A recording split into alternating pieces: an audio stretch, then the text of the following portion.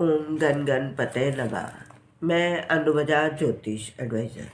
आध्यात्मिक इच्छा पूर्ति यात्रा में आप मेरे साथ चल रहे हैं। शिव महापुराण की कथा में 37वां अध्याय सुन रहे हैं।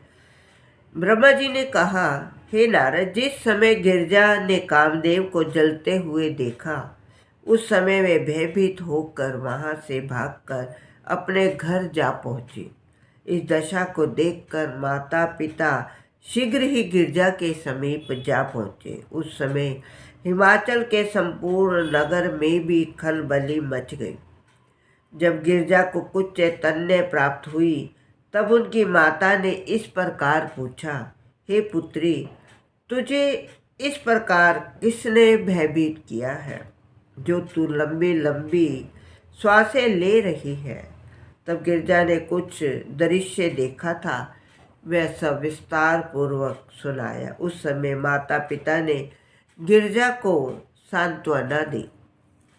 हे नारद, कुछ समय के बाद तुम गिरजा के समीप पहुंचे। तब गिरजा ने अत्यंत लज्जित होकर तुमसे ये कहा कि आप मुझे कोई ऐसा उपाय बताएं जिससे मुझे शिवजी की प्राप्ति हो। ये सुनकर तुमने उत्तर दिया, हे गिरजे, शिवजी केवल तपस्या के वशीभूत रहते हैं। यदि तुम उन्हें अपने पति रूप में प्राप्त करना चाहती हो तो वन में जाकर कठिन तपस्या करो। शिवजी तपस्या के वशीभूत होकर सब लोगों का पालन करते हैं। उसी के बल पर सबका संहार भी करते हैं। तपस्या के बल पर ही शेष नाग पृथ्वी को अपने मस्तक पर धारण किए हुए हैं और तपस्या के द्वारा ही देवता संपूर्ण वस्तुओं को प्राप्त करते हैं। ये सुनकर गिरजा ने उत्तर दिया, हे मुनिराज, आपका कथन सत्य है, परंतु गुरु के बिना किसी को सच्चे ज्ञान की प्राप्ति नहीं होती। आप मुझे अपनी शिष्य बनाकर तपस्या की विधि बताइए। ब्रह्मा, विष्णु तथा शिवजी गुरु के बिना शक्तिहीन हो जाते हैं। हे नारद, आप मेरे गुरु बनना स्वीकार करें।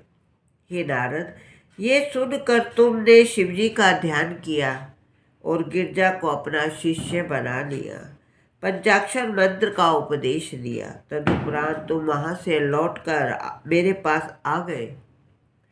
गिरजा तुमसे उपदेश को पाकर अपने मन में तपस्या करने की दृढ़ इच्छा को ले सखियों सहित अपने पिता हिमाचल के समीप जा पहुंची। उस समय सखियों ने पर्वतराज हिमाचल को संबोधित करते हुए कहा, हे राजन, गिरजा अपने मन की अभिलाषा को कहते हुए लज्जाती है। अस्तून की ओर से हम आपसे ये प्रार्थना करते हैं कि आप गिरजा को तपस्या करने के निमित्त वन जाने की आज्ञा दें, जिससे वे शिवजी को प्राप्त करने के लिए तप करें। सखियों की ये बात सुनकर हिमाचल अत्यंत प्रसन्न हुए और उन्होंने इस प्रार्थना को स्वीकार करते हुए गिरजा को तपस्या के निमित्त वन में जाने की आज्ञा दी। गिरजा अपनी सखियों के साथ लेकर अपनी माता के पास पहुंची और उनसे भी यही प्रार्थना की। मैना ने जब समाचार सुना तो उन्हें अत्यंत चिंता हुई। उन्होंने अत्यंत उदास होकर गिरजा से कहा, हे पुत्री, तुम घर में रहकर तपस्या करो। माता पिता के घर को तीर्थ अथवा देवालय से कम नहीं समझना चाहिए। तुम्हें इस प्रकार कष्ट सहन करना उचित नहीं। तुम यही तपस्या करो। शिव महापुराण की आगे की कथा सुनने के लिए आप मेरा अगला वीडियो देखिए। ओम नमः शिवाय।